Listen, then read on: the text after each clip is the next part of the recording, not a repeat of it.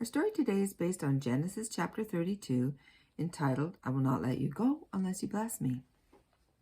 Is there a fear staring in your face right now? Are you shaking in your faith in God's promises? Are you praying desperately for God's help? Do not doubt. God will answer you. But you might, like Jacob in Genesis 32, be surprised by the answer. Jacob leaned on his staff, staring at the stars. He was looking for hope. Number the stars. If you are able to number them, so shall your offspring be. Yahweh had promised this to his father Abraham. Jacob's body was tired, but his mind was restless. Daylight was approaching, and Esau with it. He wrapped himself tighter in his cloak and squatted down. He was cold, and the fire had cooled to glowing coals. He stared at the ground. Your offspring shall be like the dust of the earth.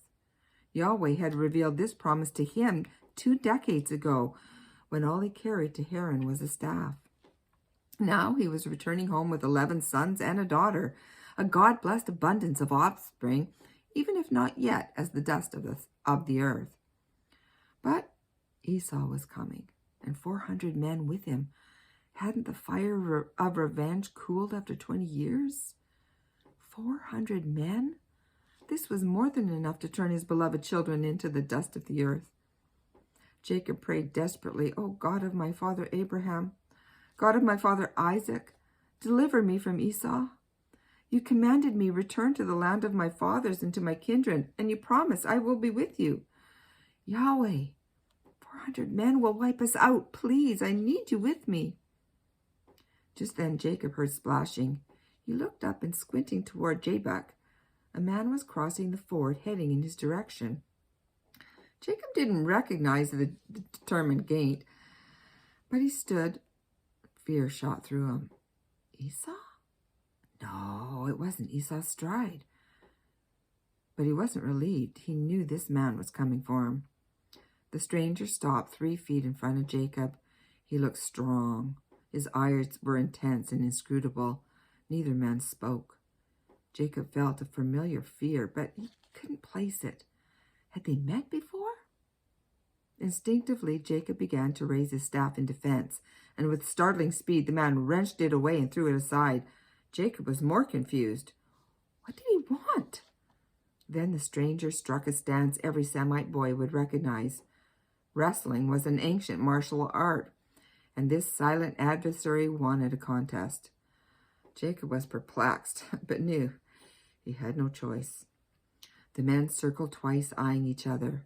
Then a twitch, an adrenaline rush, and the two locked in grappled combat. This nameless foe was powerful, yet Jacob was surprised at his ability to counter him. The longer they struggled, the more Jacob sensed that his opponent was no mere man. He now placed the familiar fear.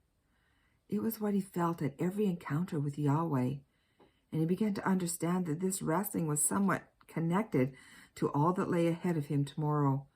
Who was this? An angel? Was it God?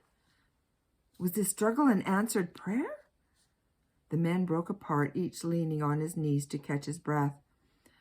They shared a glance of recognition, and a desperate resolve formed in Jacob.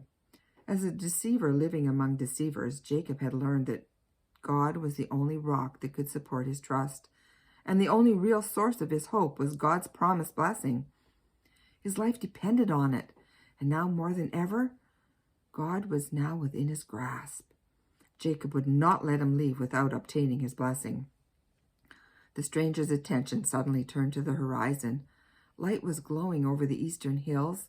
Jacob saw his moment.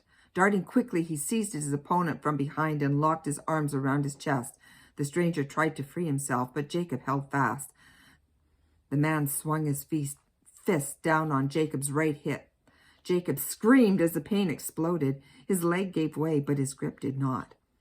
He could endure pain, but he could not endure this day without God's blessing. For the first time, the man spoke. Let me go, for the day has broken. Wincing hard, Jacob whistled through the clenched teeth. I will not let you go unless you bless me. Instantly, he felt the man yield.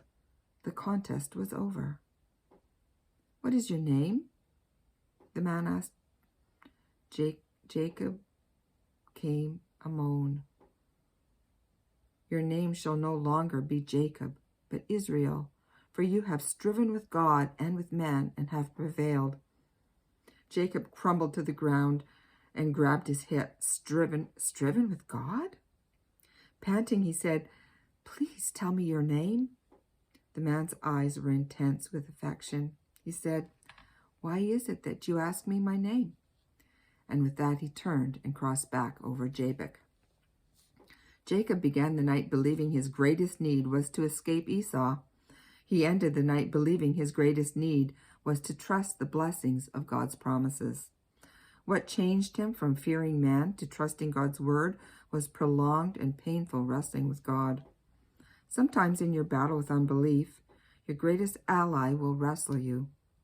He might even make you limp until you're desperate enough to say, I will not let you go unless you bless me.